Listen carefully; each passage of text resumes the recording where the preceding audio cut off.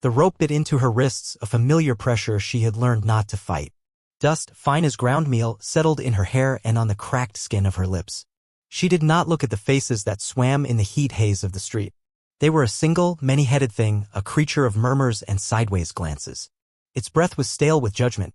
Her world had shrunk to the rough-hewn post behind her, the sun beating on her head and the thirst that was a living coal in her throat. The man who had brought her here, Miller, gestured toward her with a sweep of his arm. His voice was loud, full of a salesman's false cheer, but it was frayed at the edges with disappointment. He spoke of her as he would a lame horse or a faulty plow. Sturdy enough for some things, he said, but not what a man of his standing required. Too small. The words hung in the air, another layer of dust settling upon her.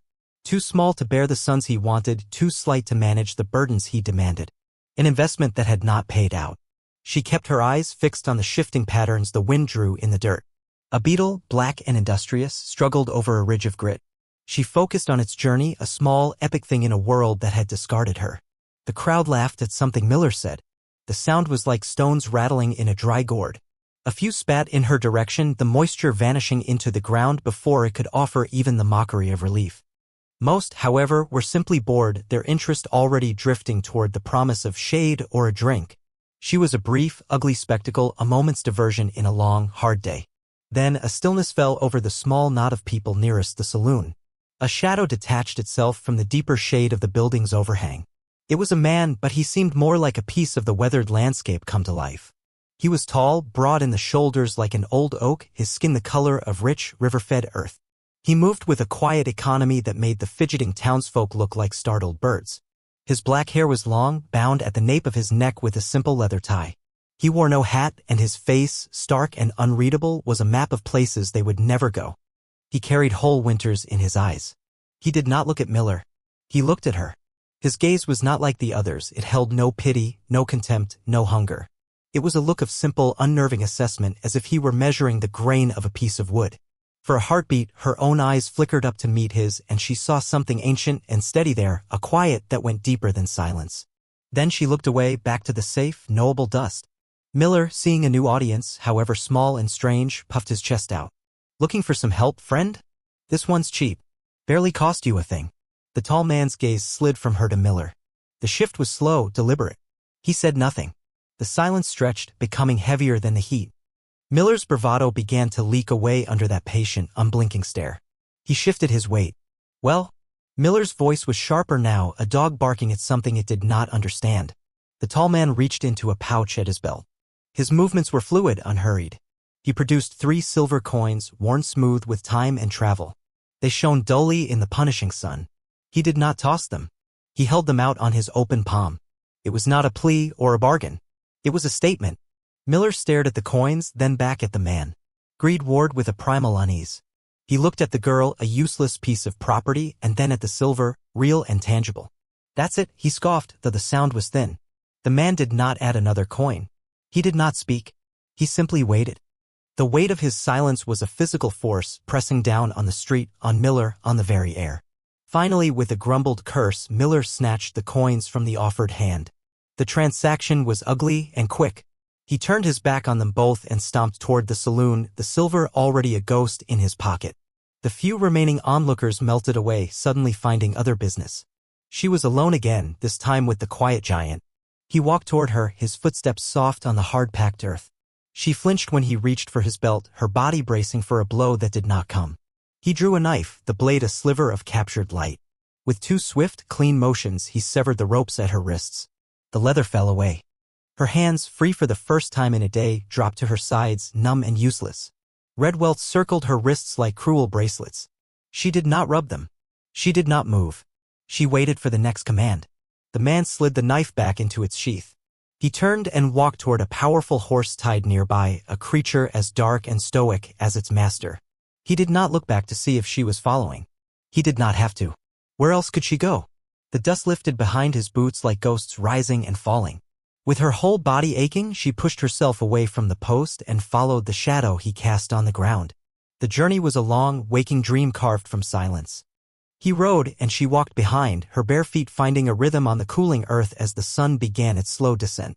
The land opened up, swallowing the small, mean town until it was just a memory of dust and noise.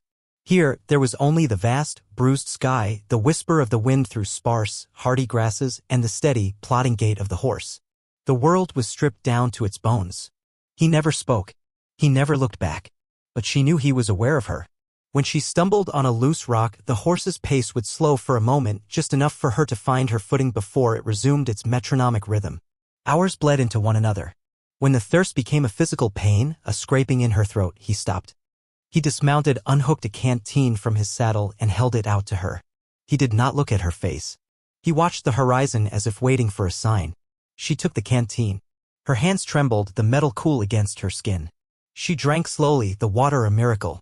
It was the first act of kindness she had known in so long it felt like a language she had forgotten. She drank until the ache subsided, then screwed the cap back on and handed it back to him. Their fingers did not touch. He took it, hooked it back onto the saddle, and swung himself back onto the horse. The journey continued. They arrived as twilight was draining the last of the color from the sky, leaving everything in shades of gray and deep blue. The cabin was small, built of rough-hewn logs chinked with mud and grass. It stood alone in a shallow valley, looking as if it had grown from the earth rather than been built upon it. A thin curl of old smoke hung in the air from a stone chimney, a ghost of warmth.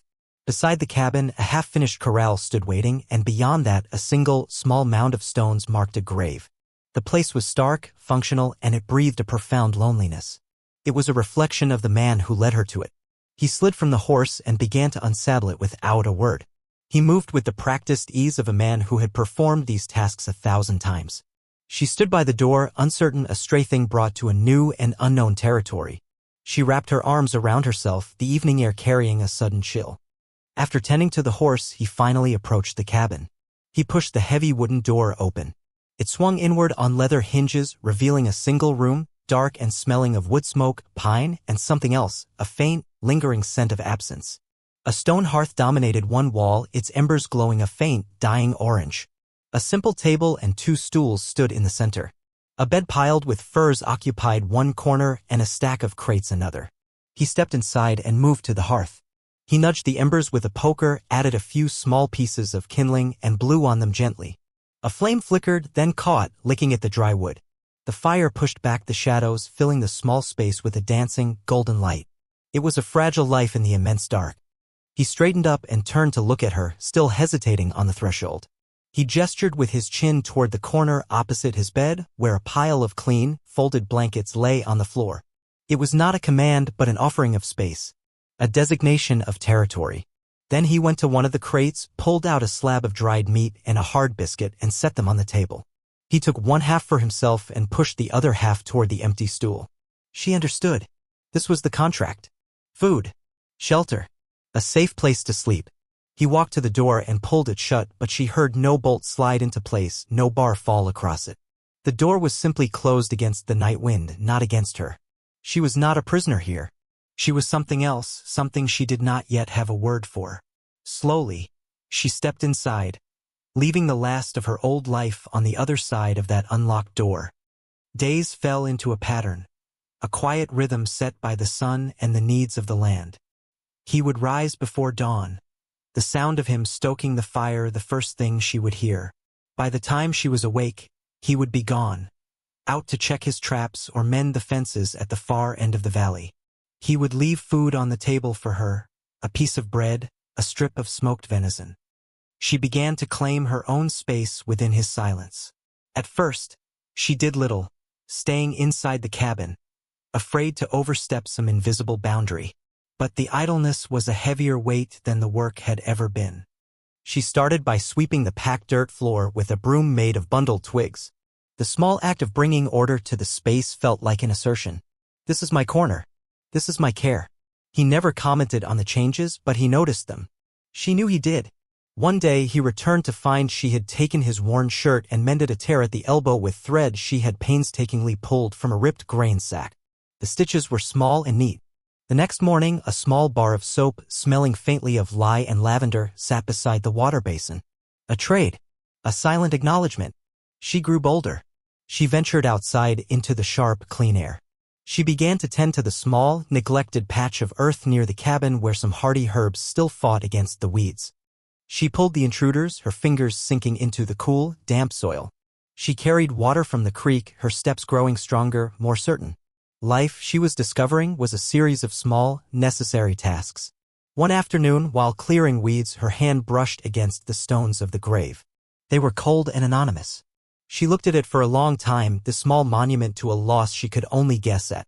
The next day, she found a single, stubborn wildflower, a splash of defiant blue growing by the creek bed. She picked it and placed it carefully between two of the stones on the grave. When he returned that evening, she watched him from the cabin doorway. He stopped by the grave, his broad back to her. He stood there for a long time, looking down at the flash of color against the gray stone. He did not remove it. Their lives ran in parallel lines, close but never touching. They worked. They ate their meals in silence at the simple table. The only sounds the scrape of a knife on a wooden plate or the crackle of the fire. Yet, in that shared silence, a language was being built.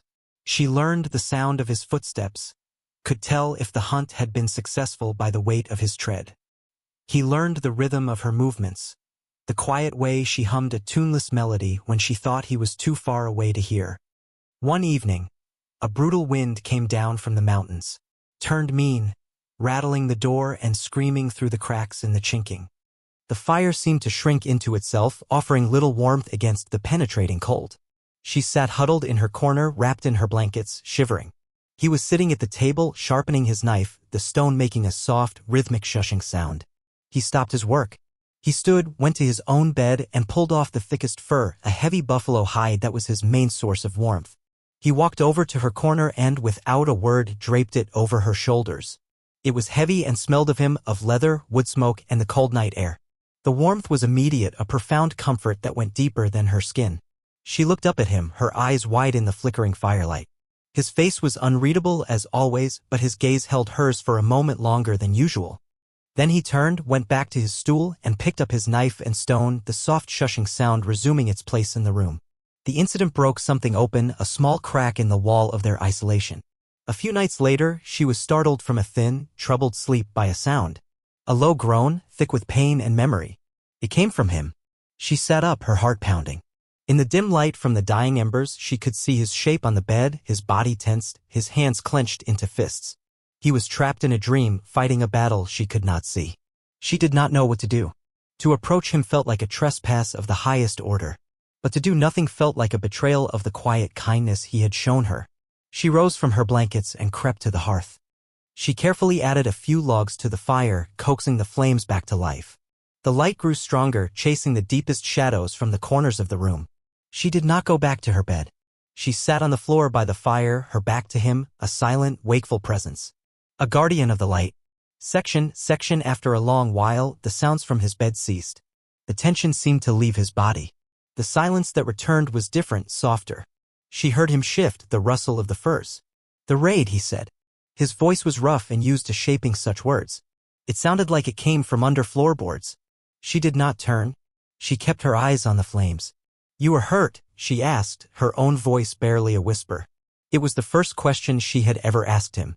A long pause. "They took her," he said. The words were stones dropped into a deep well. "And the child. The fire. It only changes everything if there is nothing new waiting in the ash."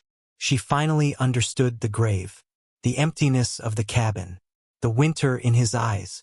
She thought of her own losses, the family she'd been taken from, the life that had been stolen. Different stories, but the same kind of hollow space left behind.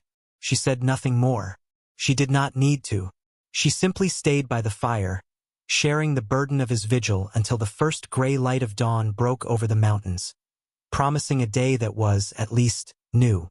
The thaw was slow, almost imperceptible, like the first hint of green after a long winter. The unspoken rules of their cohabitation began to soften at the edges. One evening, she attempted to bake bread over the hearth using a small portion of the flour he had traded for in a distant town. The result was a flat, charred lump, hard as a river stone. She stared at it in dismay. He came in from washing at the creek, saw the failed loaf on the hearth, and picked it up. He tapped it with a knuckle. It made a solid, dull thud. He looked at her, his expression serious. "That loaf died in vain," he said. The corners of his mouth twitched, a barely there movement that was the closest she had ever seen him come to a smile. A surprised laugh escaped her, a sound she hadn't heard from her own throat in years. It was rusty and uncertain. "It's a little dry," she admitted, her voice small. "You did not complain about mine," he countered, and the dry understatement was so unexpected, so human, that she laughed again, this time with a little more freedom. He broke the bread in two with a powerful crack and handed her a piece. They ate the terrible bread together, the shared failure more nourishing than a feast. The past, however, had long roots. One afternoon, a rider appeared on the ridge overlooking the valley. He was just a speck at first, a dark mote against the vast blue canvas of the sky. But he did not pass by. He sat on his horse, watching the cabin, a silent, ominous sentinel. She felt a cold dread snake its way up her spine. It was a feeling she remembered from the town, the feeling of being watched, of being assessed. She went inside the cabin, her hands suddenly cold. He was there, mending a piece of tack. He had seen the rider too. His hands did not stop their work, the needle moving in and out of the thick leather with steady, practiced motions, but his whole body had gone still, a predator's stillness. The air in the cabin grew thick, heavy with waiting. For 2 days, the rider remained a distant, unsettling presence. Then, on the third morning, he was gone. A fragile relief settled over her, but he knew better. He said nothing, but that evening he spent extra time cleaning his rifle, his movements economical and grim. He was preparing for a war he knew was coming. It came a week later. 3 men on horseback rode into the valley, their approach bold and arrogant. Leading them was Miller. He looked different here, away from the dusty street where he held some small authority. Here, against the stark, honest landscape, he looked small and mean, his face fleshy and pale. He reined in his horse a few yards from the cabin, a smug, proprietary look on his face. He was already standing outside the door as if he had been expecting them. He stood with his feet planted slightly apart, his arms loose at his sides. He looked immense, a part of the mountain itself. He did not hold his rifle, but it leaned against the doorframe, within easy reach. "Kano," Miller called out, his voice loud and thin in the vast quiet. "Heard you set up shop out here." Got real cozy, his eyes flickered past Kano, trying to see her inside the cabin. Kano did not answer. He just watched them, his face a mask of stone. "I've come for my property," Miller said, gesturing vaguely toward the cabin. "The girl. Our arrangement was temporary. A loan, you might say. I've come to collect." She stood just inside the doorway in the shadows, her heart a frantic drum against her ribs. "Property?" The word struck her like a physical blow, erasing all the small progress she had made, all the little ways she had begun to feel like a person. She was a thing to be collected. "She is not yours," Kano said. His voice was low, but it carried across the clearing with absolute finality. It was not an argument, it was a statement of fact. Miller laughed, a short, ugly bark. "I paid for her contract. I have the papers. The law is on my side. Now, you can give her over easy or we can make this difficult. I don't much care," which he and his men shifted in their saddles, their hands drifting toward the pistols at their belts. She felt the old fear rise, cold and choking. The instinct to retreat, to hide in the darkest corner of the cabin and disappear, was overwhelming. She remembered the post, the jeering crowd, the feeling of utter powerlessness. But then she saw Kano's back, broad and unyielding. She saw the cabin they had shared, the hearth where they had eaten the terrible bread, the grave with the single faded wildflower. This was not the town. This was home. Something new and unfamiliar hardened inside her. It was a cold, quiet anger. While Miller postured and threatened, she took a step out of the shadows and into the light of the doorway, moving to stand just behind Kano's shoulder. She was still small, still thin as a fence rail, but she was not hiding. Miller's eyes widened in surprise when he saw her. He had expected a cowering creature. There she is. See? Ready to come back to a civilized life. Come on, girl. Time to go. Before Kano could speak again, she did something that surprised them all, most of all herself. She stepped forward, past Kano's protective bulk. She looked directly at Miller, her gaze clear and steady. "No," she said. The word was not loud, but it was unwavering. It was the sound of a lock clicking into place. Miller's face flushed with angry disbelief. He was being defied by a thing, an object. "You don't get a say in this," he snarled, starting to dismount. "You belong to me." As his foot touched the ground, Kano moved. It was not a rush, but a fluid, deliberate unfolding. He took one step forward, placing himself squarely between her and Miller. He did not raise his hands. He did not reach for his rifle. He simply stood there, a mountain of silent refusal. The sheer, immovable certainty of him was more threatening than any weapon. She stays, Kano said, and the words were like stones being laid for a foundation. This is her home. One of Miller's men, emboldened by their numbers, drew his pistol. He's just one man, boss. A savage. The instant the gun appeared, she acted on pure instinct. Her eyes darted to the woodpile next to the door. Her hand closed around a heavy piece of split firewood. She did not raise it to strike, but she held it tight, the rough bark digging into her palm. Her stance mirrored Kano's, feet planted, body braced. We are two, it said. We are a wall. Miller looked from Kano's impassive, deadly calm to the girl's fierce, desperate defiance. He saw the rifle leaning against the door. He saw the unity in their stance, two disparate people forged into a single, unyielding front. He had come expecting to intimidate and reclaim. He had not expected a fortress. He measured the space between them, the resolve in their eyes, and he saw a fight that would cost him more than he was willing to pay. Cowardice, dressed up as prudence, took hold. She ain't worth the trouble, he spat on the ground, a last, petty gesture of contempt. He heaved himself back onto his horse. Let the wolves have her. He turned his horse and, without a backward glance, rode away, his hired men trailing behind him like dogs. They disappeared over the ridge, and the valley returned to its profound silence. The threat had been repelled, not by a barrage of violence, but by the simple, powerful act of two people refusing to be broken. The wind sighed through the pines, a long, slow exhalation as if the land itself had been holding its breath. Kano did not move until the riders were completely gone from sight. The tension slowly drained from his shoulders. He turned to look at her. She was still holding the piece of firewood, her knuckles white. Her whole body was trembling from the aftermath of fear and adrenaline. He reached out, his large, calloused hand gently closing over hers. He did not take the wood from her. He simply held her hand, wood and all, his touch steady and grounding. You did not run, he said, his voice low and full of a quiet wonder. This is my home, she whispered, the words tasting new and true on her tongue. He let go of her hand and gently took the firewood from her grasp, placing it back on the pile. He looked at her, truly looked at her, and for the first time, the winter in his eyes seemed to recede, revealing something warmer beneath. He put a hand on her shoulder, a brief, affirming pressure, and then guided her back inside the cabin. That night, they ate their meal by the fire, the silence between them no longer a space of loneliness, but a field of shared understanding, fertile and deep.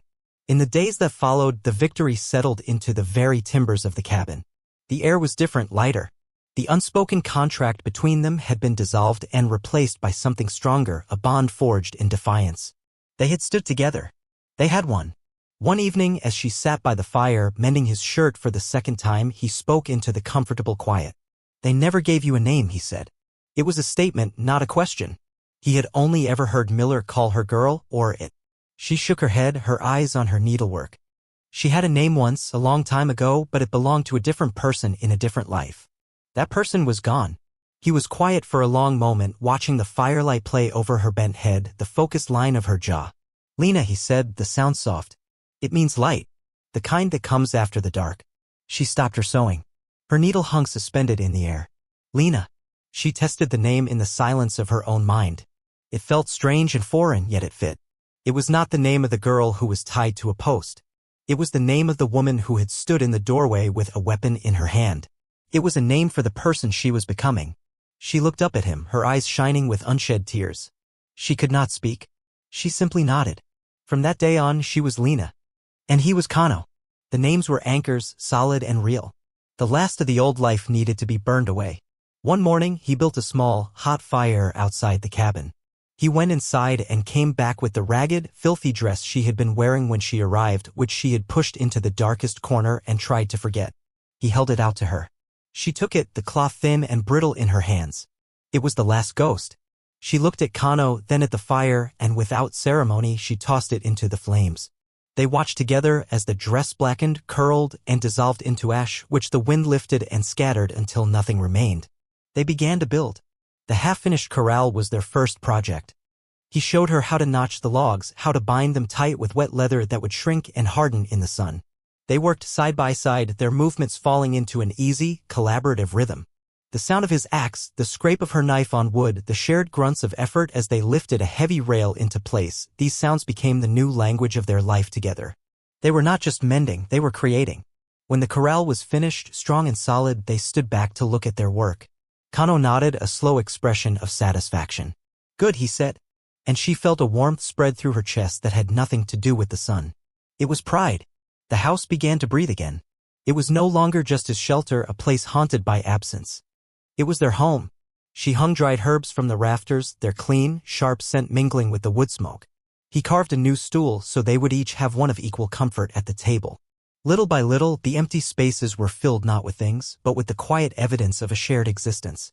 The house was waking up. One evening, sitting on the small porch they had added to the cabin, they watched the stars begin to prick the deep velvet of the sky. The air was cool and smelled of pine and damp earth.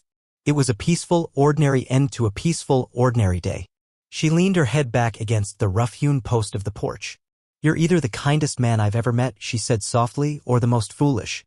He was quiet for a moment, looking out at the dark shapes of the mountains. "Can't I be both?" he asked, and the ghost of a true smile finally touched his lips. She smiled back, a real smile that reached her eyes. In the quiet of the valley, under the vast, watchful sky, two broken pieces had found each other and made something whole. The cabin stood sturdy against the night, a small bastion of light and warmth, no longer a monument to what was lost, but a testament to what could be built from the ashes. This story, it isn't just about a rescue. It isn't just about a man saving a woman from a cruel fate. That's how it starts, maybe. But that's not where it lives. It lives in the spaces between the words. It lives in the slow, patient building of trust, one silent meal, one mended shirt, one shared look at a time. It's a story about how real strength isn't about the noise you make or the power you wield over others. It's in the quiet refusal to be broken. It's in the courage to stand your ground on a small patch of earth you've decided to call home. And the naming, that's the heart of it. We all get named by the world, by our circumstances. Property. Useless. Too small. Too much. The world will always try to pin a label on your soul. But if you're brave enough, if you find that one other person who sees past the dirt and the ropes, you might get a chance to be renamed. Not by what you've lost, but by what you're willing to build. Not for what you were, but for the light you can bring into the dark. It's a quiet magic, the oldest there is. And if you're very, very lucky, you might just find that you're not building your new life alone.